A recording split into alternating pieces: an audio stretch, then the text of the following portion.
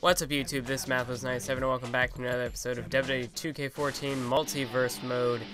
And I don't know what happened. I already did this commentary once before, and I must have accidentally deleted the file or something. But we are approaching the Extreme Rules pay-per-view just 3 weeks away, and we're here with episode 2 of our show. As we can see, we have Jack Swagger and Antonio Cesaro versus 3MB. R-Truth versus Damien Sandow, the Cruiserweight Championship rematch between Dean Ambrose and Zack Ryder. The Animal Batista takes on Stone Cold Steve Austin, and in the main event, Brock Lesnar and Ryback take on The Shield, Seth Rollins, and Roman Reigns. And with Stone Cold, he did get a victory over JBL last week, so we're going to put him in a matchup against Batista here. And as you can check out the rankings, Zack Ryder, he's got his rematch clause for the Cruiserweight Championship, which Dean Ambrose will be defending here tonight. And 3MB gets a victory over the Real Americans, so 3MB on a little bit of a roll here as R-Truth defeats Damien Sandow. Stone Cold gets yet another victory, this time against Batista. So we've got 2 matches here to play, and this will be a little bit of a shorter episode, but at the time I recorded these 2 episodes, I hadn't seen either of what Yellow or Vita did for their videos, so it seems like I'm kind of lacking here. But to be fair, if I made like 40-minute episodes or, anything longer, I mean, I can go for like half an hour, maybe 35 minutes, somewhere in that range. But if I made anywhere like 40 minutes or above, I would not be able to get 3 uploads out a week. It would probably be 2 at most, because, I mean, it takes a very long time for me to render.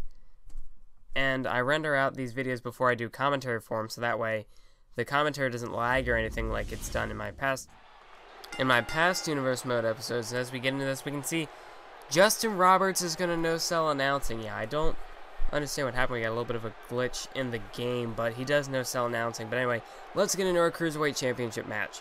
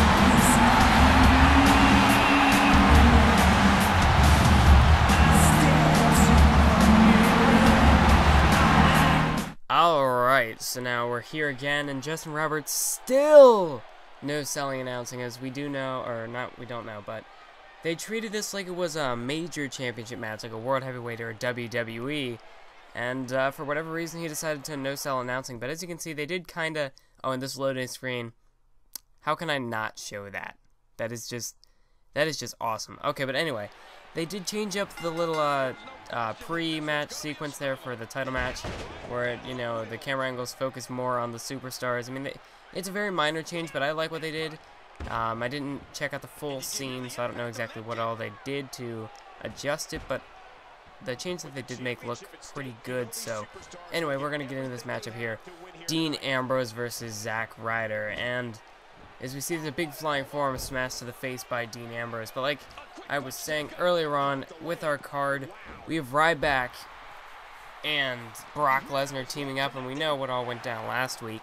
But the good thing, I guess, about having to do this commentary a second time is I was able to read some of the feedback from episode 1, and not only that, but I was able to see what's going on with Vita and Yellow, how they're executing their universe modes And I am going to go for longer episodes in the future. I'm going to go for more like half an hour or so.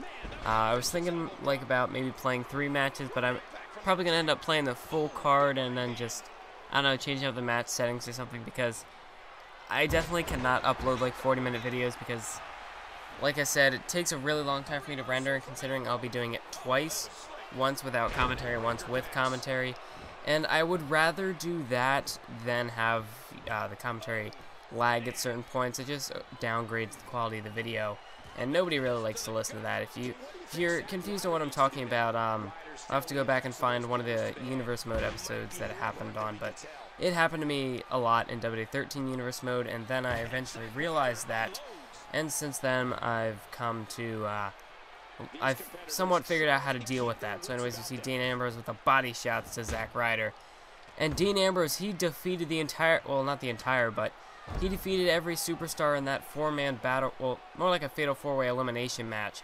As we see, he's got Zack Ryder up here for a power bomb to the mat, and Dean Ambrose, he defeated R-Truth, Zack Ryder, and Dolph Ziggler last week to become the Cruiserweight Champion, and now Dean Ambrose, hook and ladder face buster to Zack Ryder. And that could be it already here as Ambrose hooks the leg. 1, 2, no, and Zack Ryder kicks out, as I did forget to turn the display counts back on, but Dean Ambrose looking to put away Zack Ryder here with that headlock driver. And this one could be over before it even began, as Dean Ambrose setting up Ryder here. 1, 2, 3, and Dean Ambrose retains the Cruiserweight Championship here. He defeats Zack Ryder in Ryder's rematch clause. And that might not have been the smartest decision for Zack Ryder here. I don't think he was ready to try and claim back the belt from Dean Ambrose. Yeah, we got to get that Cruiserweight title out here. It just does not look good at all. This is why I don't create championships. I should probably have just stuck with the template, not template, but like the already made title belts like I did with the other two. So plan on changing that up. Who knows what exactly the title's going to be. Do you want it to be like an Intercontinental, a US, European, or something?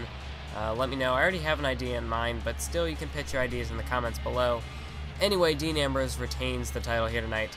So we've got one more match remaining. It is our main event. But first off, like I was saying with this Universe Mode, I do plan to go for longer episodes, and I plan on showing the full card because that's what everyone else has been doing. And that's another good thing because, like, now that I've gotten to see what... No, we don't want this match. The universe is changing it up on us again. So what I think I might do is turn this into more of a more of the style that I did with WWE 13, where I really didn't show the menu, I didn't show any loading screens or anything like that. I just pretty much went from match to match, entrance, you know, all that stuff. I'm thinking I might just go back to that sort of format for this Universe Mode. With WWE, my actual Universe Mode, I like the format I have going there.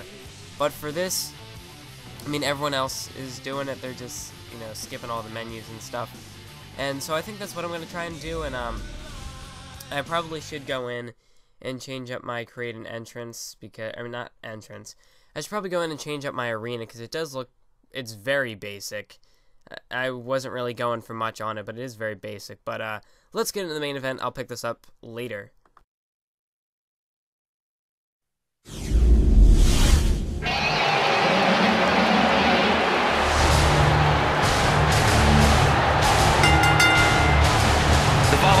Team contest is scheduled for one fall. On the way to the ring, from Minneapolis, Minnesota, weighing 287 pounds, Brock Lesnar. What a superstar! So beloved, and these fans are completely behind him.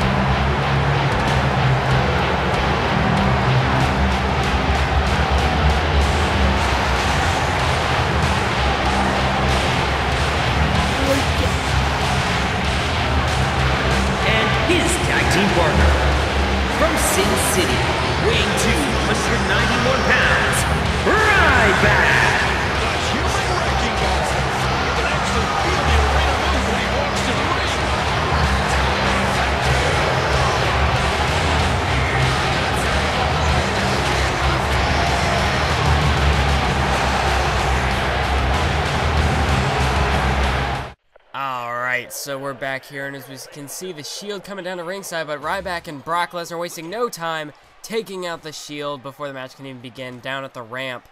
And, yeah, these are some unlikely allies between Brock Lesnar and Ryback, but they both share a mutual enemy in the Shield, so I don't know exactly what the Shield did to piss off Brock Lesnar, but they did attack Ryback last week after that triple threat match, and Brock Lesnar went back to save Ryback. So if you did miss episode 1, there should have been a link at the beginning of the video if you wanted to go check that out. And if you missed it, you can always go back and watch it then. But anyway, so with this one, we have, like I said, well, it looks like we're going to start off the match with Brock Lesnar and Seth Rollins, but we have the unlikely pairing of two powerhouses, Ryback and Brock Lesnar. And then we, of course, have the Shield, Seth Rollins and Roman Reigns, as both Roman Reigns and Seth Rollins attacked Ryback at different times last week, once before and once after that main event match. And I don't know exactly what Lesnar's deal is now with the Shield, why he decided to save Ryback, but whatever happened, happened, and now we've got this tag team match up here. And there was a possibility for a number one contenders match, but I felt this would benefit the storyline a bit more. And like I was saying with the format of my videos, if you want, like, I'm probably going to go back to the style of my WWE 13, where I pretty much cut out the menu and loading screens and stuff like that. And things happen just because they happen. You don't need to know the reasons. It's because I don't know. But anyway, so if there's any sort of suggestions for, like, formatting of the video, if you think I should do it a different way or something like that, I guess you can let me know that in the comments. But Ryback, even though Roman Reigns is the legal man, still going after Seth Rollins. I think he might be a little thick there. He should probably. Okay, now he's going after Roman Reigns here. So there we go, Thez press, and this is one of my favorite moves in the game for Ryback, as we see bouncing the Roman Reigns head off of the mat, and Dick Ryback is on a rampage here.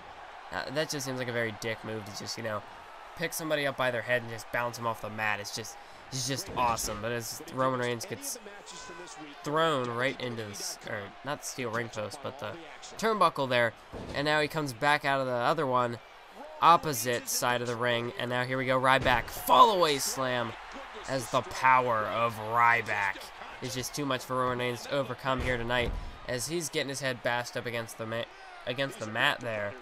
And now Ryback looks like he might be going to tag in Brock Lesnar here.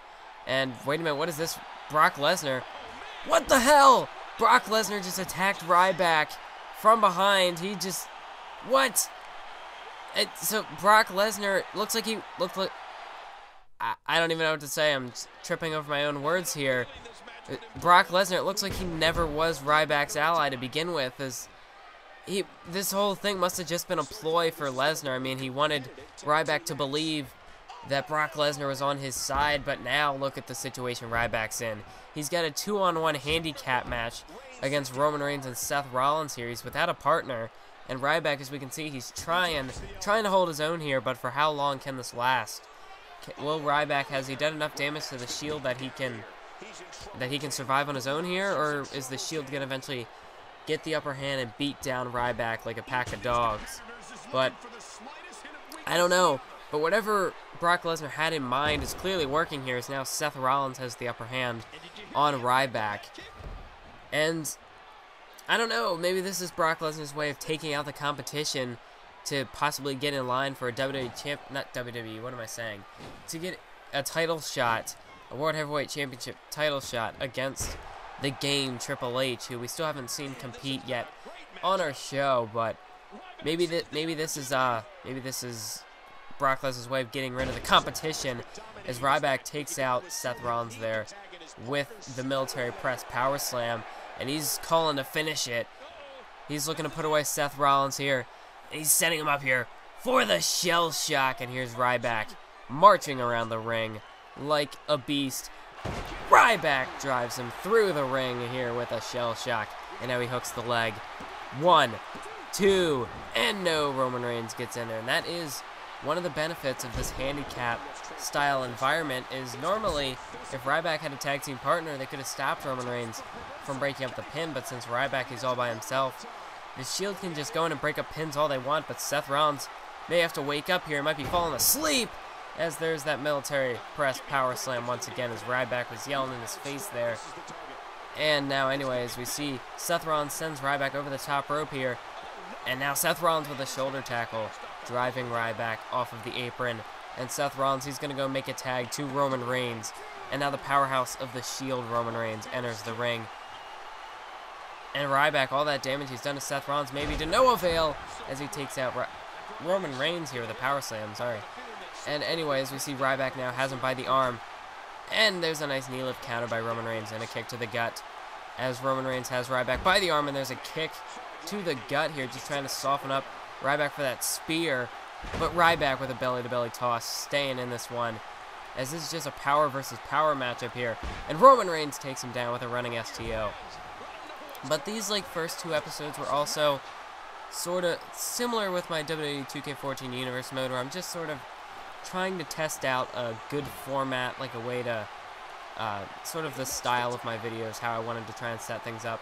Well, I'm just trying to sort of get used to how 2K14 Universe mode goes and plays out. So these first two kind of episodes were just to get a feel of some of the storylines and try to decide what I want my layout for the series to be like. Oh, whoa, Seth Rollins got caught out of midair, and Ryback has got him up on his shoulders here. Shell shock, the second one to Seth Rollins, and this time Ryback knocks Roman Reigns off of the apron, and Ryback hooks the leg here on Seth Rollins. 1, 2, 3, and Ryback overcomes the odds and defeats the Shield here tonight in our main event.